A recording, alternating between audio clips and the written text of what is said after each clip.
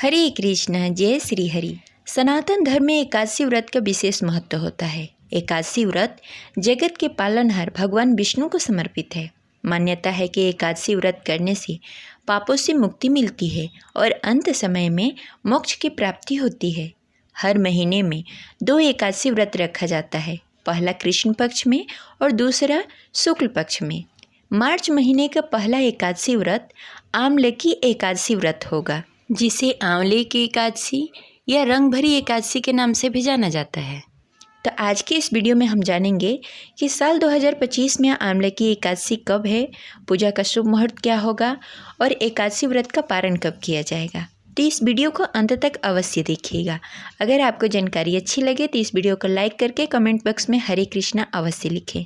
हमारे चैनल पर व्रत कथा भी सुनाई जाती है, तो उसका आनंद अवश्य उठाएं। इस बार आंवले की एकादशी को लेकर बहुत ही कन्फ्यूजन हो गया है, क्योंकि इस बार एकादशी व्रत 2 दिनों की हो रही है।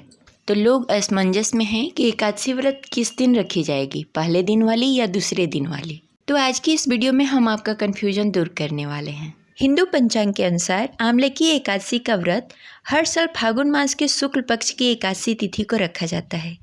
इसे रंग भरी एकादशी भी कहते हैं।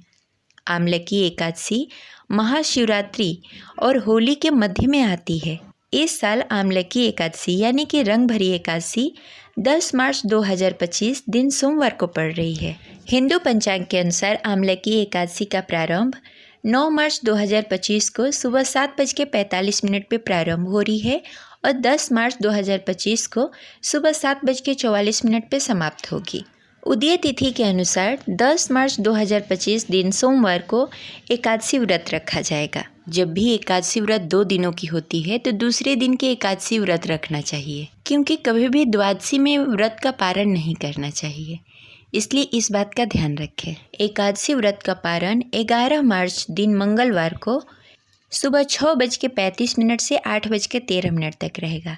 द्वादशी तिथि समाप्त होगी सुबह 8:13 पर। तो आप द्वादशी तिथि समाप्त होने से पहले ही पारण कर लें।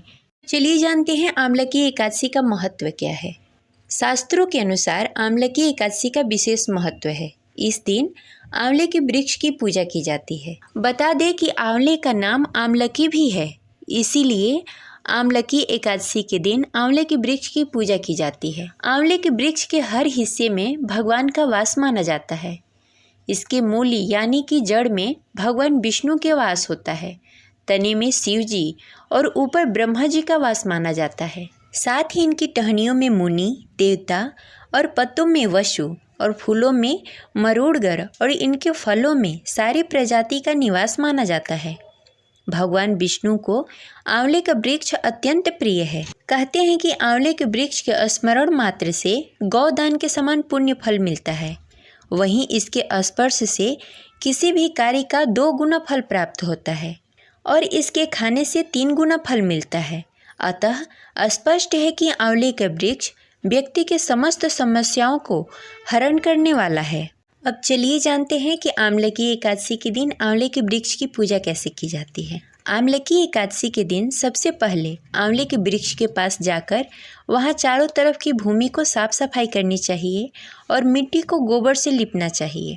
अब पेड़ के जड़ में एक बेदी बनाकर उस पर कलश स्थापना करें और सभी देवगढ़ों, तीर्थ स्थानों और सागर के जलों को कलश में आमंत्रित करें।